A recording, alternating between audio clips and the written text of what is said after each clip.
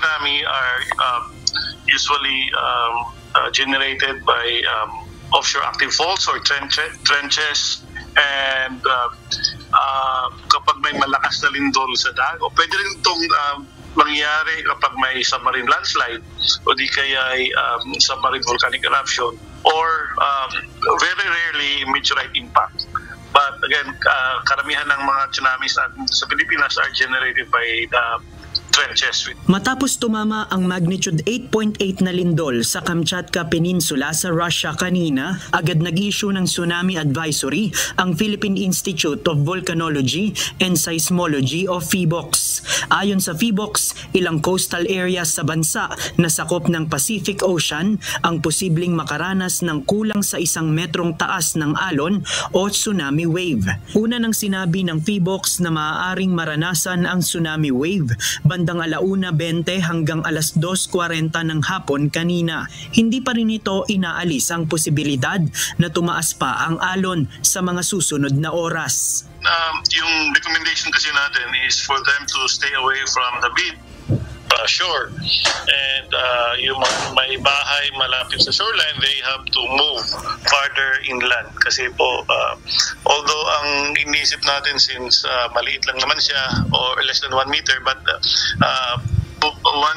below 1 meter can still be dangerous. Kaugnay nito, muling ibinahagi ng Office of Civil Defense ang isang info video na bahagi ng Panatag Pilipinas campaign kung saan ipinaliliwanag kung gaano kadelikado ang tsunami.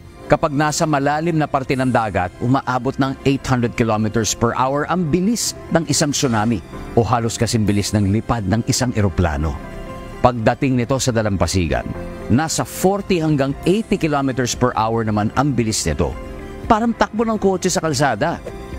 Kung taas naman ng alon ang pag-uusapan, aabot ng lampas 10 metro ang taas nito o kasing taas ng 3 palapag na bahay. Imagine that.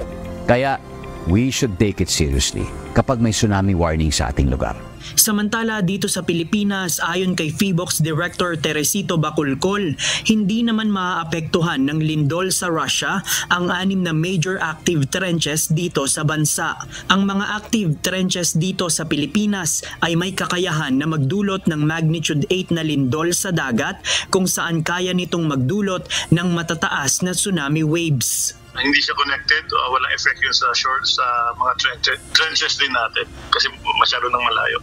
Sa record ng PHIVOLCS, ang pinakamapaminsalang tsunami na tumama sa Pilipinas ay noong August 17, 1976, kung saan nasa 8,000 individual ang nasawi o naiulat na nawawala. Nagbuhat ito sa 8.1 magnitude na lindol dahil sa paggalaw ng Cotabato Trench. Nasa 9 na metro ng tsunami waves ang tumama sa mga dalampasigan. Ayon sa PHIVOLCS, pwedeng makasira ng mga bahayan sa baybaying dagat ang tsunami depende sa taas nito. Pwede rin itong magdulot ng pagbaha kapag umakyat sa dalampasigan ang tubig at makasira ng mga bangka na nakadaong.